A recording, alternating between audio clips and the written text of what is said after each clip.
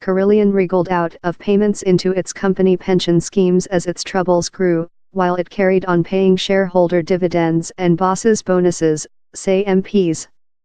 The Work and Pensions Select Committee is questioning the way pension investments were managed at the collapsed outsourcing giant. The schemes overall are in deficit. But last year contributions to the pension funds were deferred until 2019, to help shore up the firm's finances.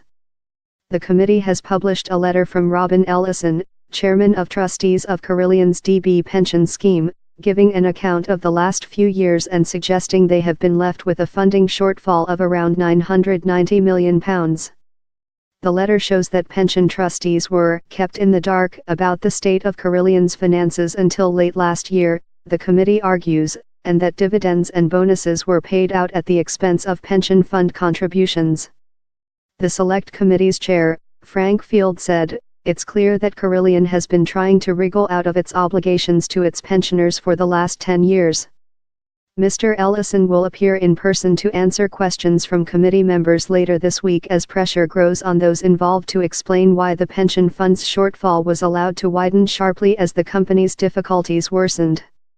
Carillion, which manages a huge variety of public sector and private projects around the UK, from rebuilding Battersea Power Station to cleaning prisons, collapsed under a growing mountain of debt 2 weeks ago.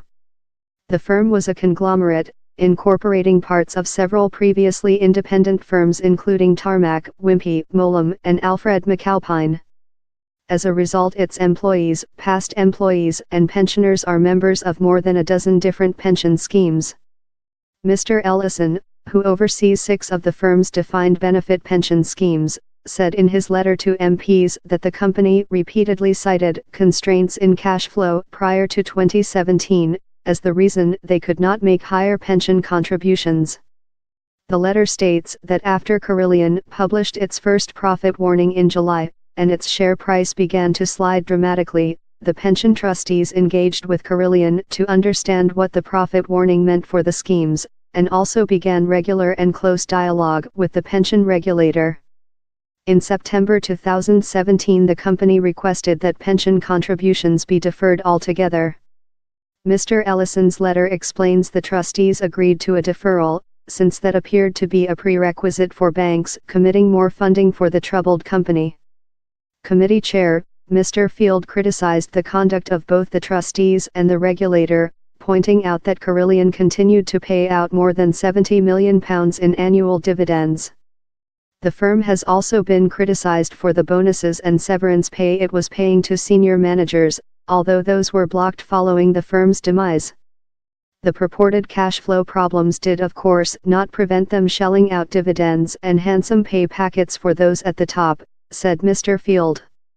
This culminated in negotiating deficit contributions away entirely last autumn to enable more borrowing.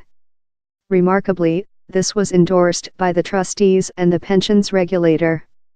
However, pensions expert, Tom McPhail of Hargreaves Lansdowne Stockbrokers said the trustees should not be judged too harshly for agreeing the deferral.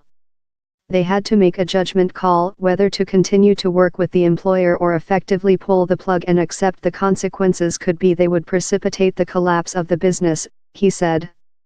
They made the decision they'd try to help and give the management more latitude. That gamble did not pay off, but they were doing what they thought was in the best interests of pension scheme members.